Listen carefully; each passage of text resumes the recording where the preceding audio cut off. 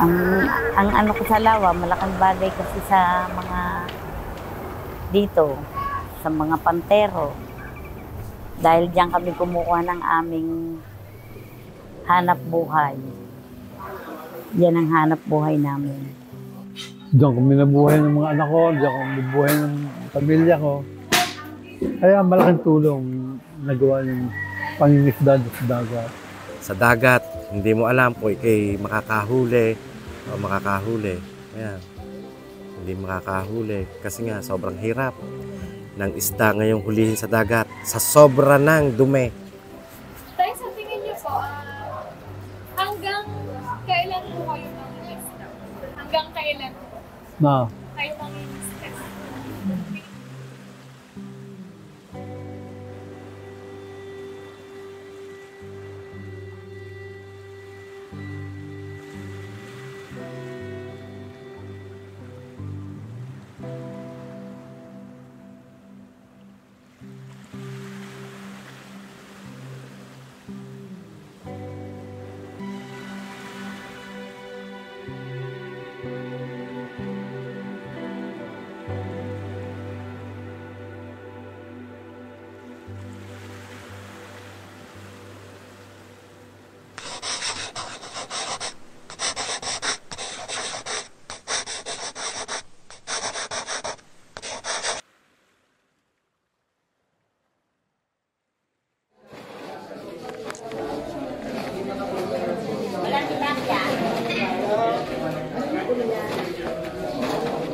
Tawag sa akin dito ay si Ate Onyang. Ako'y dito since birth ako, San Antonio.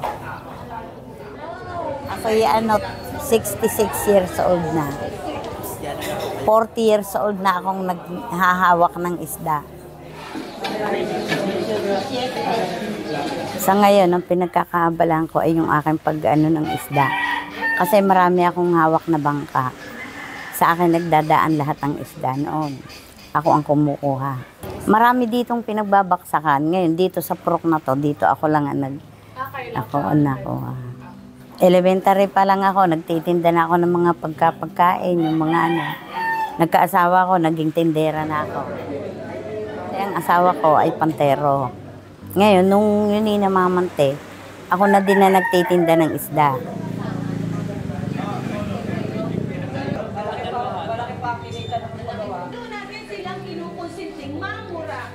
ako po si Ruben Amatorio, taga San Antonio ng Bay. Ang edad ko po ay nasa 68 na. Asawa ko po naman, ito, tindera din, ng isda. Kaya kami nagkakatulong. Aba, matagal na. Ako'y, 15 anyos pa ako.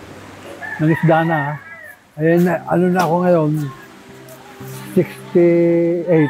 Ngayon dyan, pinagkakabahan namin sa dagat. Pagdadating ng hapon, mga alas 12 ng gabi, lalakad na kami ng dagat. Yung gano'n, namamante na kami. Para kakalis kami ng pante. Para sa bago pagdating ng umaga, sasamsamin yun, doon lang kami kumikita. Bago iuwi ang isda. Diyan kami nabuhay ng mga anak ko, diyan kami nabuhay ng pamilya ko. Kaya malaking tulong nagawa yung pangingisda sa dagat. Malaking tulong din na nagawa dyan sa dagat. Sa pamilya ko, malaking bagay sa akin kasi pag ako'y kumita ng, kikita ka ng maigi-igi, na ibabahagi ko sa akin mga apo, mga anak, nabibigyan ko sila. Noon, dati ang ayungin marami, ang biya marami, ang tilapia noon makapal din. Ngayon parang nagbawas, parang kumbagay siguro ikalamidad gawa ng paggantong panahon, wala yung ibang isda. Yung iba kasing nangingisda, hindi na naghahanap po sa dagat. Minsan kasi hindi sumasapat sa kanila ang kinikita sa lawa.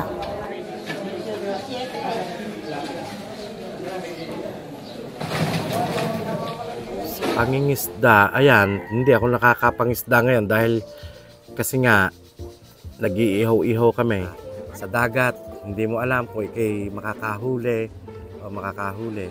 Ayan. Humina na yung panguhuli kasi nawala ang ay siyempre hindi ko pwedeng isakripisyo yung pamilya nang ganun lang yung kikitain mo kasi kulang pa. Talagang kukunti lang. Nag-umpisa kasi noon kaya tumigil ako ng pangingisda. Pero sa ngayon, bagamat may mga nahuhuli, ay hindi nakagaya ng araw. Hindi makakahuli kasi nga sobrang hirap ng isda ngayong hulihin sa dagat sa sobra ng dumi. Ang pansin namin sa lawa ngayon, hindi nakapares nung araw. Nung araw, lahat ng klase ng isda ng tabang, labas. Pero ngayon, ang nahuhulik, pinakamalimit na lang gayaan. Sa ngayon, sa obserbasyon ko, ay hindi maganda ang kalagayan ng lawa ng Laguna.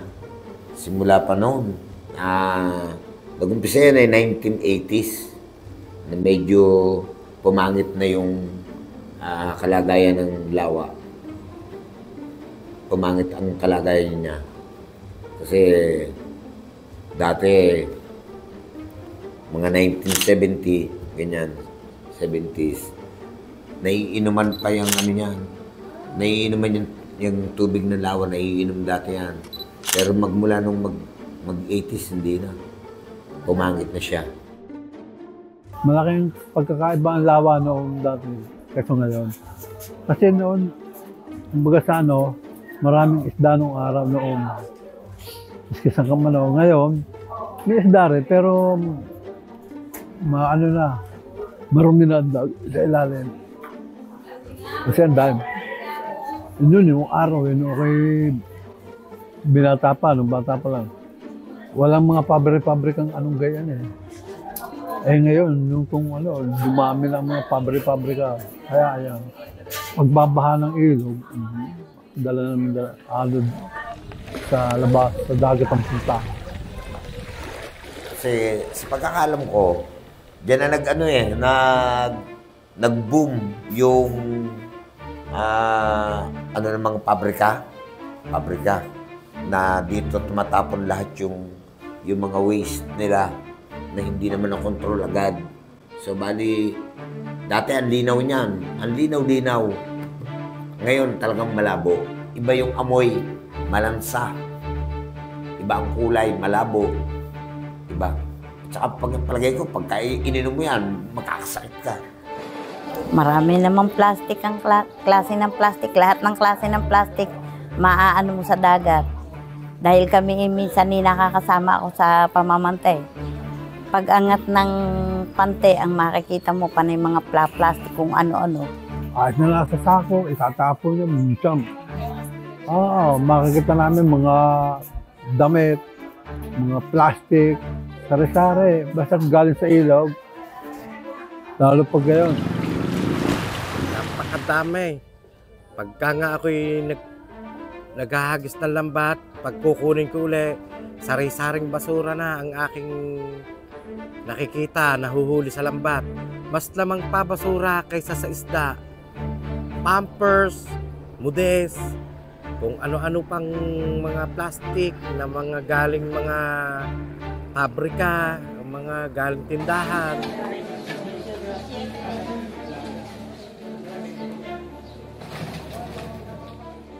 Ngayon masyado ng polluted ang lawa. Sa basura, dami. Pero noon din naman, meron na rin. Kaya nang ibig ko sabihin, iba ba ang lasa ng isda? Ngayon, sobrang langsa na. Hindi katulad noon. Ganyan na, hugasan mo lang, anuhan mo lang, okay na. Ngayon, hindi na.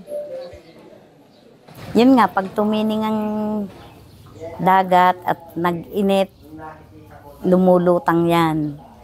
Tapos kakainin ng isda. na pag naman nahuli mo, hindi naman makakain, hindi maibebenta. Sobrang langsa na ba? Yung malangsang isda. Ayun ang talagang ibang pagkakalangsa. O lahat, kahit anong isda. Kaya yung ibang mga anak ko hindi na nakain, lalo na yung kanduli. Hindi na sila kumakain ng ano. Nagkakalasang gilek, liya kung tawagin dito. Kaya minsan, hindi na rin nahuhuli, hindi na rin makain ng tao, gawa ng sobra ng sama ang lasa ng isda dito sa amin sa Laguna Lake.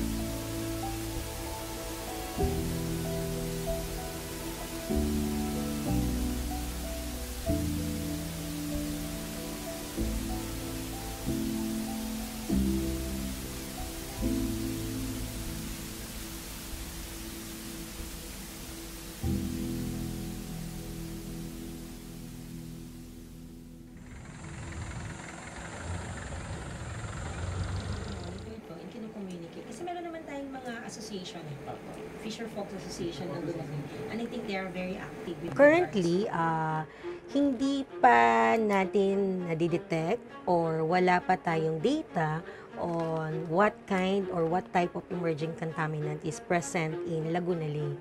So we cannot say yet kung safe bang kainin or hindi yung mga produce na nakukuha natin sa Laguna Lake. Ano? But there are some data regarding the parameters that are regularly monitored in Laguna Lake by the LLDA, no, yung Laguna Lake Development Authority. So based from that, they have a standard naman, or they have a limit on ano yung threshold with regards to this our mandatory water quality parameters in Laguna Lake. That is affecting yung mga activities around the lake, especially the aquaculture. The grazing. Ayan, right? So regularly naman yung monitor ito and kinu-communicate. Kasi meron naman tayong mga association. To maintain the water quality ng lake, which is classification C. And then for the domestic water supply naman, further treatment naman. So yun yung pinaka-role ng LDA. Foresee that the lake is protected and safe. So we collect water samples sa Laguna Lake with, at present we have 16 stations. So monthly, kinukuha natin sila ng water samples and then we do analysis. Meron tayong mga physicochemical, microbiological, and biological parameters na regularly natin monitor. Kung maalala nyo dati, si Laguna Lake ay natag siya as biggest Poso Negro. Dati 60%. Yun yung nasa news before. Pero sinasabi naman natin sa hindi kinokontra ni LLD kasi hindi siya malaking Poso Negro. Malaki siyang treatment facility. Kasi merong assimilative capacity yung ating Laguna Lake na kung saan kahit na kinakaya niyang i-treat, natural treatment, may natural treatment capacity yung ating Laguna Lake, kaya na-maintain pa rin niya yung water quality as Class C. So for example, in our case, sa tingin nyo ba saan nakikita, saan mapupunta yung wastewater from mga bahay-bahay natin? di ba usually makakakita tayo ng mga drainage system. Yes, sir. So supposedly, yung mga drainage system na to, may mga pipings, ito dapat na mapupunta siya sa isang centralized wastewater facility. Pero dahil hindi nga ganun design, so kaya malalaman ninyo may mga smart cities. So dapat planado siya, no? Na umpisa pa lang bago niyo ilagay yung city, meron mga pipe layouts. Kaya makakakita rin kayo ng may mga nagdidig.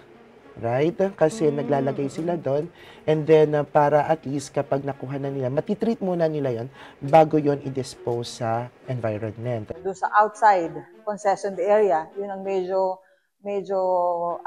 hindi pa kasi wala tayong treatment facility na mga individual na septic tanks ang meron. So kung within concessioned area, ang ginagawa naman ng mga na kung wala pang treatment facility, regular siphoning naman nung kanilang septage, yung solid dun sa septic tank. So para kahit paano, kumbaga kung ang septic tank, kung nasipsip nila yung solid part dito, yung septage, so at least may manatitreat kahit paano yung wastewater bago lumabas. So sa mga meetings, lagi rin naman sa mga meetings na may mga collaborations ng different agencies, kasama naman yung LLDA. And then for example, ang DNR, nagpunta sila, nag-inspect sa isang facility.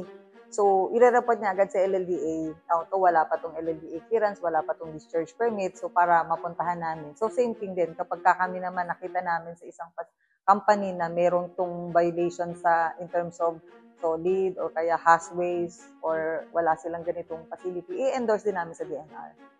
So, kasi clear naman yung delineation ng tank.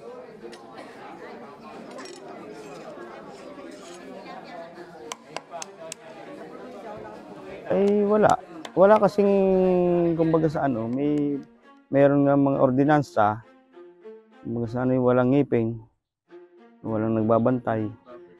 Kasi meron ditong binuo na River Council. Ang mga namumuno doon, mga kapitanan na sa yung mga barangay na malapit sa ilog, sila nagbuo. Kasi kasama kami, mga bantay lawa, na na-adapt. Nagagawa ng batas, patungkol doon sa mga kailugan. May kasama kami agency na ng government, gaya ng BIPAR, LLDA, tsaka ang LGU. Nakasama. Sila minsan, gaya ko, ako ang municipal pharmacy ng Bae. Siya nagbabato ng info kung kailan kami may clean up drive. Isang kasama namin yung ibang mga dibisyon ng munisipyo. Doon kami nila tinatawag sa pag-ibig. Meron naman, may mga organization naman na napunta rito. Tumutulong sa paglilinis namin dyan. Kasi weekly kami naman yung nagkakandak ng clean up drive. So bali, hindi lang naman namin magampanan ay yung paglusong sa lawa para kasi medyo mabigat na yun eh. Hindi mo siya kailangan talaga kailangan namin linisin yung baybay.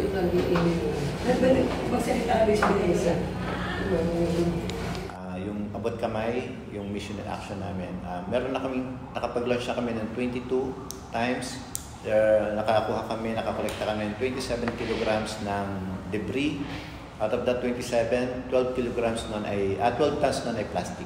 We're hoping na pag na-launch namin yan, i-adapt ng mga munisipyo na lagyan natin ng sistema. Kasi yung, kumbaga, kalimitang practice, tinatapon lang lahat sa landfill. No? So yung sistema gusto namin ipakita sa kanila, kasi although may mga municipalities na nagtayo na nakikinabang na or pinakikinabangan yung basura. So gusto na sana namin lahat ng cities and towns dito sa Laguna Bay region, i-adapt nila, kokopyahin lang naman yung mga ganon, yung ibebenta mo yung plastic, halip na itapon mo siya at pumunta sa Laguna Lake or dali mo siya sa landfill. Dapat may ma-repurpose. Wala namang magagawa ang maliit lang ang barangay. Wala naman tayong mga equipment na pwedeng kahit na sabihin na gamitin para malinis yan. Kahit naman magtulong-tulong ang hindi naman natin masasabi na bawat barangay ng bayan na nakapalibot sa lawa na yan magtutulong-tulong. Wala namang nangyayari. Wala talaga. Kasi ang apektado dyan, hindi lang naman mangingisda, lahat ng mamamayan. No. Sa aming mga mangingisda, talagang purwisyo sa amin. Sana matulungan nila hanggang ngayon sa mga NGO, sa gobyerno natin. Panay kasing plano, wala namang ginagawa. Yun lang sana, yung plano, gawin. Kumbaga, wag lang nilang iasa lahat sa ahensya o sa government yung pag-maintain ng quality ng ating ilog. So, dapat sama-sama tayo eh. Sabi nga, di ba, dapat kayo yung nasa iparating nyo sa amin, tapos paparating din namin. Wala nga tayong, kahit na araw-araw mo sabihin sa i-voice out mo nga na ganun yung problema. Wala naman. Magtulungan tayo, huwag din silang pasaway para mapakinabangan hindi lang nila, kundi ng mga susunod na henerasyon, di ba? So, hindi lang nasa kamay ng agency, nasa kamay. Kumbaga, kapag sama-sama, tulong-tulong, ma-attain natin yung sustainability na gusto natin.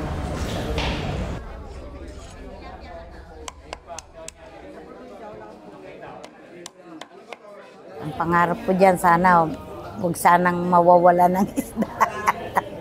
Sana tuloy-tuloy pa rin ang aming minsan kasi ang dagat kagaya niyan, tag-init na yan. Minsan nawawala ang isda. Kaya sana, huwag sana naman na mawala ng dahil mahirap. Dahil dyan lang na mga tao, dyan lang naasa. Kumikita kami. Ayun lang ang doon. Pero wala naman kami mapangarap sa... mapangarap namin dyan. Ang isda sana ay huwag maubo sa dagat. Ganun. Pero hindi ko kayang kalimutan ang dagat kahit mahina na panguhuli. Kasi mamamanti pa uli ako, mangingisda pa rin ako. Sa dagat pa rin ako babaksak. Ngayon, yan, haskasuhin namin ng mga anak ko muna yung business na pag-iihaw. Sa ngayon talagang wala eh. Hindi pa maibabalik yan. Bibilang pa ulit tayo ng another 20 years, 30 years para maibalik sa dati yan. Kung gagawin ng gobyerno ang malinis ang lawa. Sana mapagtuunan ng pansin yung problema niya. Over the years, parang ang ganda niya, nature siya talaga, parang gift siya sa atin. So kayo, yung new generation, dapat yun yung papangalagaan talaga natin yung lake. Ang pangarap ko sa mga anak ko, sila dapat magkaroon ng magsikap na lang sila. Huwag na silang maging sa lawa. At minsan kasi ang lawa, walang huli, walang kung sila makakapag-aral, makakapagtapos, walang problema, hindi sila magugutom, hindi sila mag-asawa man sila, hindi sila kayaya. Sabi ko mag-aral na lang kayo para kayo magtrabaho na trabaho. Pero pag dito, buhay ang din. Bakit? Hindi mo pare-pareho sa bagay, ganun din naman. Pero mas malamang ang dito. Paglaki ng tubig, ang lalaki ng hangin, lakas. Hindi sinasagupa namin yun. Kaya ayaw namin para padanasin ng mga bata sa Hindi ko din pwedeng ipamana dahil iba ngayon ng sitwasyon ng kasi ang dapat mag-aral na lang sila at sila ay makapagtapos. Hindi ko pwede ipamana.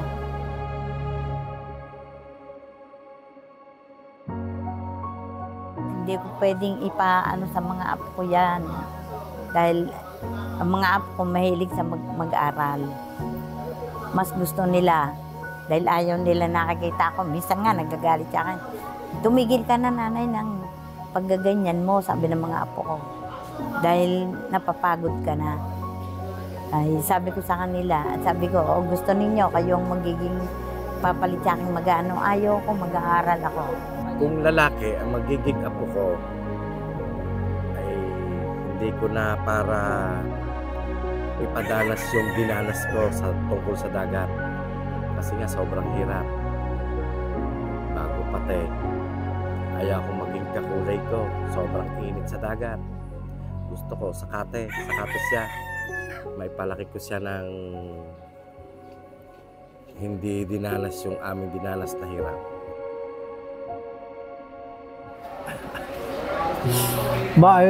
Sabi ko sa kaya kayo, pinag-aaral namin ng ayos para huwag nyo nang danasin yung aming dinadanas na hirap. Sabi kong gano'n. Kaya sabi ko sa kanila, paspasan nyo ng pag-aaral. Habang kami may pag-aaral, matutusin ng pag-ano. Pag ang aming, pag yung aming ginawang sa dagat, ang inyong tutularan, huwag mahirap. Tay, sa tingin niyo po, hanggang kailan po kayo mangingisda? Hanggang kailan kayo mangingisda? Tingin niyo Habang ako nabubuhay. Habang kaya pa,